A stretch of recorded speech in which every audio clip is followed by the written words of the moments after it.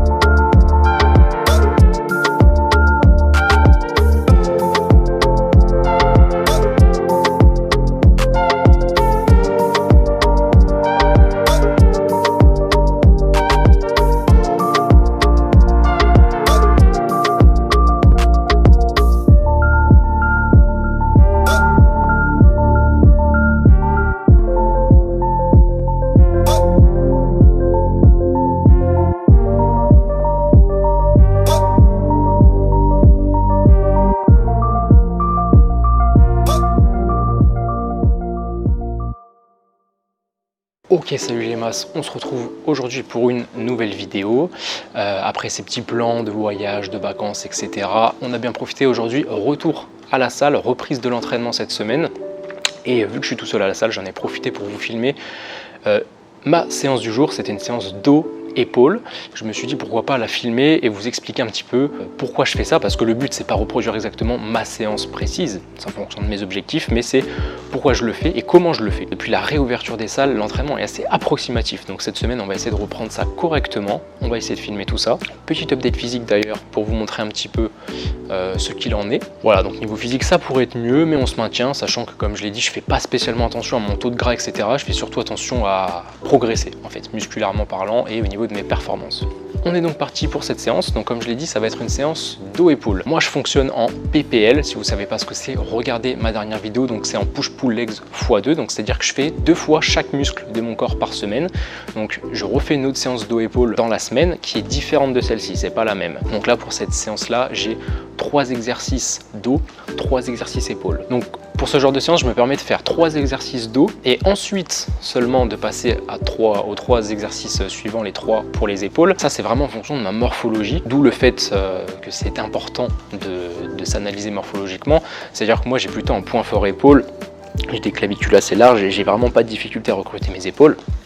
Donc, ça pose pas vraiment de soucis si je les place au second plan avec la fatigue qu'engendre le travail du dos, etc. C'est pas un souci si je les place après. Ok, alors déjà pour ce qui est de l'échauffement, donc tout d'abord, étape importante quand même à respecter avant une séance. Là, je fais simplement tout ce qui est rotation articulaire, donc poignet, épaules, coudes, etc. Et ensuite, je passe donc à l'exercice du L-Fly, donc tout simplement de cette façon, je le fais à la poulie. C'est simplement une rotation externe.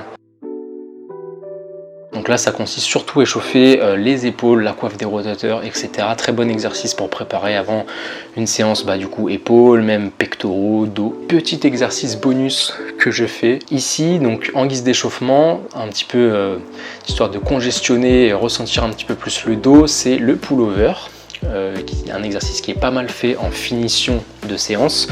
Moi je le fais vraiment pour débuter, je mets très léger, je fais des séries vraiment assez longues pour avoir un bon ressenti et congestionner petit à petit au niveau des muscles du dos. Ok, donc là je passe donc au premier exercice, les tractions. Alors traction, exercice que je mets sur mes 2 séances, c'est le seul exercice que je mets sur mes 2 séances dos. Par rapport à ma largeur de dos, c'est l'exercice que je privilégie.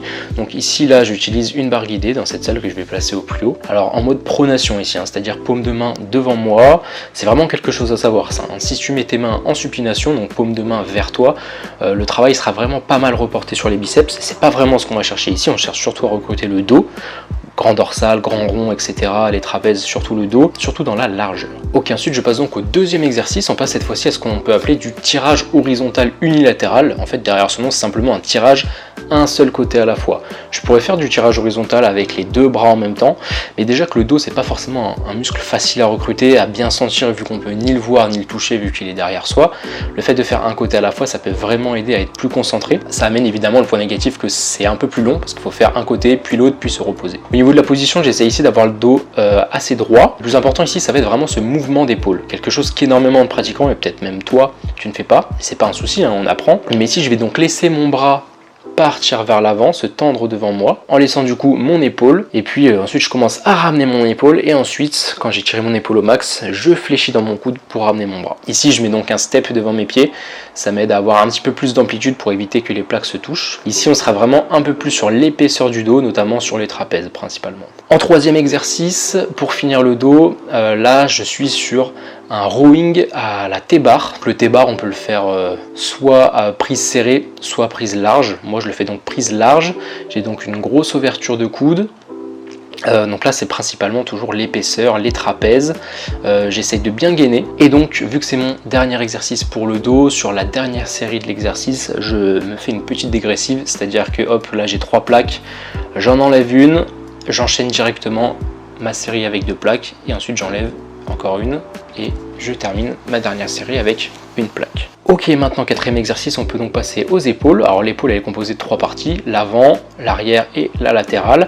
On va donc faire un exercice pour chaque partie. Ici sur le premier des 3, je vais directement viser la partie latérale de l'épaule parce que mon but c'est vraiment accentuer cette largeur d'épaule, comme beaucoup je pense, tout en sachant que le devant de l'épaule il est déjà beaucoup sollicité au quotidien dans nos mouvements, beaucoup aussi quand on fait les pectoraux. Donc je fais pas le choix de commencer par un exercice polyarticulaire où je pourrais soulever lourd, mais plutôt je choisis d'isoler ma partie latérale avec des élévations latérales à la poulie. On peut varier et le faire aussi aux haltères, mais ici la résistance elle est différente avec un câble, donc ça permet de travailler différemment.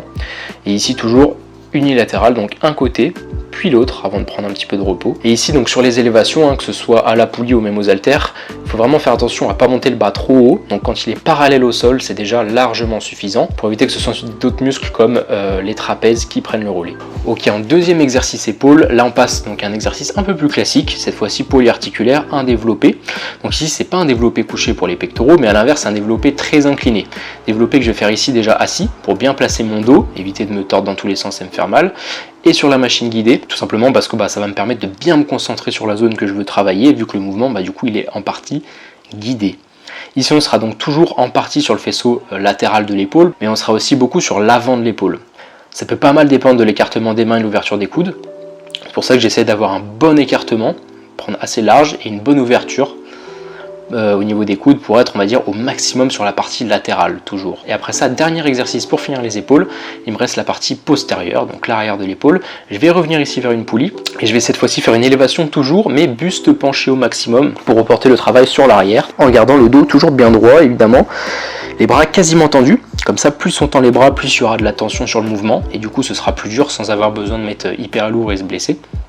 Toujours en unilatéral. Donc voilà pour cette séance, j'ai mis le nombre de séries et le temps de repos pour avoir un ordre d'idée, mais ça va vraiment dépendre de beaucoup de facteurs et de beaucoup de choses, tout comme le nombre de répétitions que j'ai pas vraiment abordé, parce que c'est propre à chacun, mais ça pourrait être un sujet de vidéo intéressant à aborder. En tout cas, n'hésitez pas à me faire un petit retour en commentaire, à liker, vous abonner, vous connaissez, et puis tous mes liens sont en description. Je vous dis à très bientôt.